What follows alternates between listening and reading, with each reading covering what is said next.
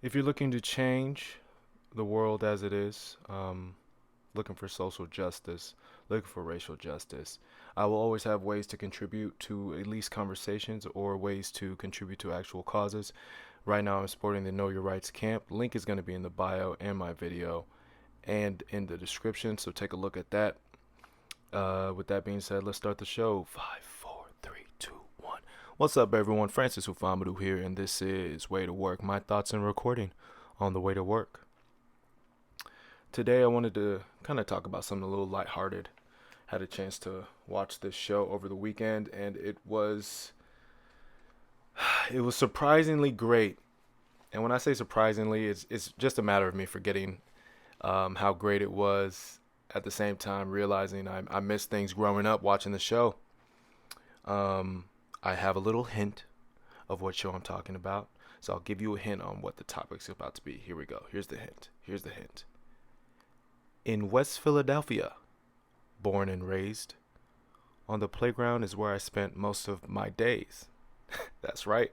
That's right. We're talking about Arthur today. We're going to be talking about the show Arthur.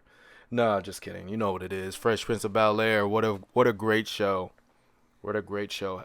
Big shout out to HBO Max for bringing the heat. Honestly, I was like, well, I've been using HBO now. Like, how much different could it be?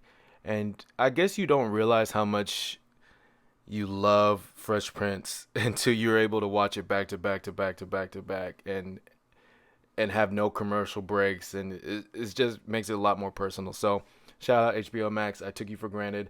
I think I'm gonna have to sign up. You're a badass, and I appreciate you.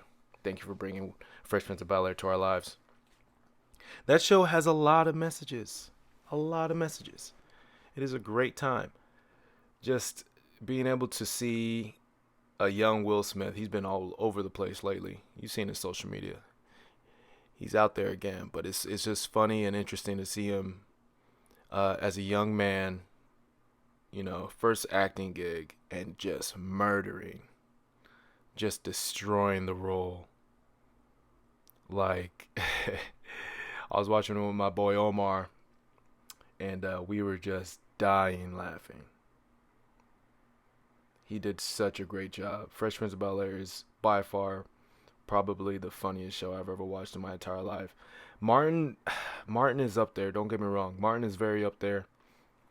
But with Will Smith, or with Will Smith, with Fresh Prince of Bel Air is just a different kind of show. It's like an actual growing up as a young black man, and and it's just a great time. Earlier episodes were good. I'll say I like the earlier episodes more than the later episodes because they were still in high school. Things changed a little bit when they went to college, but at the same time, it was still consistent. The amount of seasons that show got was a marvel in its own, and they really didn't skip a beat on how well that TV show was constructed, how well they were able to keep up with the consistency. And damn, that show's so funny. That show is so funny. One thing we were noticing throughout the episodes was R.I.P. First things first, rest in peace, Uncle Phil. For real. James Avery killed the role in Uncle Phil. That was a killer time watching him again. Again, R.I.P. He he had so many moments that I didn't realize in Will's life that kind of even just flew by when they first got there. We were watching the pool hall episode where, Will Smith goes to the pool hall, even though Uncle Phil told him not to. Uncle Phil done told you, Will. But Will Smith in the episodes or in the TV show, how crazy he be getting. But he went down to the pool hall and he got hustled out of the Mercedes Benz. My guy lost the car. He drove in. My guy lost the car. He drove in the Mercedes Benz. And of course, Will Smith's trying to get away, find a way to get out of it. Uncle Phil finds out, saves the day. And it's funny because Uncle Phil ends up hustling the hustlers out there, acting like he's not good. And then, the scene cuts to him losing. He's like, well, I guess I could raise the stakes. Uncle Phil, don't. Uncle Phil, don't. I guess I'll raise the stakes. He's like, all right, man, that's a bet. The hustler tells Uncle Phil, that's a bet. Uncle Phil says, Jeffrey, get me Lucille. Then the song plays, I'm a soul man. And sure enough, Uncle Phil waxed that ass. Uncle Phil waxed that ass.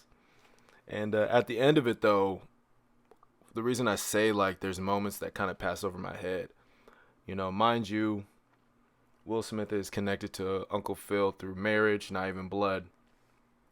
But at the end of the pool game, what do you call it when you're playing pool? The pool game, the pool match. After the match, Uncle Phil talks to the hustler. He's like, "If you ever mess with my boy again, you better come and ask him, come and knock him, whatever it is." But the part I took from that was he said my boy.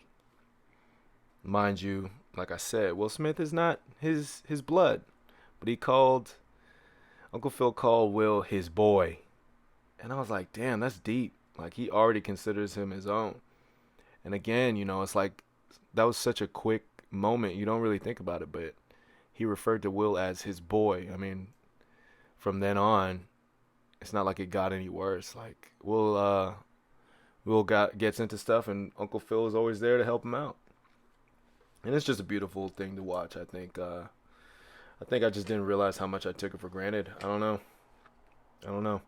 I did have some extra courage thinking about it though, and I'm just gonna leave that at that. But I was able to think about it in a different way, and I was just like, man, Uncle Phil is that guy. He really was. So R.I.P. James Avery, you killed it. You killed that role, and we appreciate you. We appreciate you. Also got a chance to watch the second half of Michael Jordan's The Last Dance. Wow. I did not know what to expect in that, but I almost cried like 5 times. I was not expecting to get so emotionally attached. Wow. What a great series. What a great documentary. It's like I don't know, it's just different when you get to see documentaries on athletes that that you thought you knew. Outside of stats, outside of footage, you get to see the nitty gritty, you get to see the behind the scenes, and it's just incredible to watch. And the determination Michael Jordan had to win was so real. I remember one scene that hit me real hard where he got emotional about being like, look, you don't have to win. You don't have to win. But I don't need you around me. It's like if you don't want to win like I want to win, that's fine. That's fine.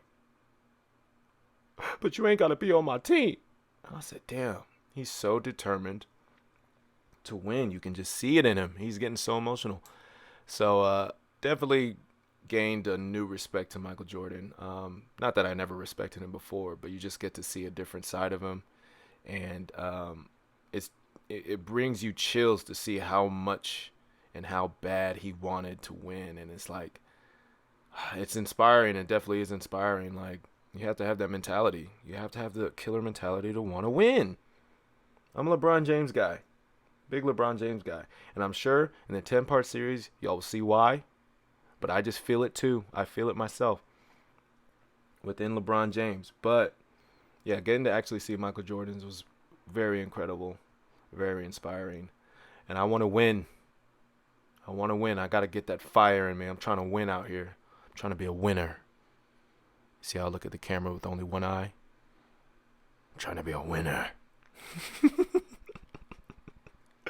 Oh, yeah, shoot. If you're not seeing the video, sorry. I was looking at the camera. You could go to my YouTube. It's going to be on YouTube. Doesn't matter. It'll be there. It'll be there. So, boom. I covered all my topics I wanted to talk about today. I may do another video / recording later on, but definitely wanted to get this done during my lunch because I am trying to work out after work, and we shall see. But y'all be good out there. Y'all be blessed. Again, the Know Your Rights Camp link is in my bio. It's going to be in the video, and it's going to be in this description. So y'all take a look at that. And don't forget about the change that's happening around the world. Y'all better be a part of it. Y'all better get it going. And like, if you're not a part of it, you're part of the problem. You know that. You know that. So be on the right side of things. Be on the right side of things. Y'all be good out there. Y'all be blessed. I'm going to leave it at that. And a big old peace out.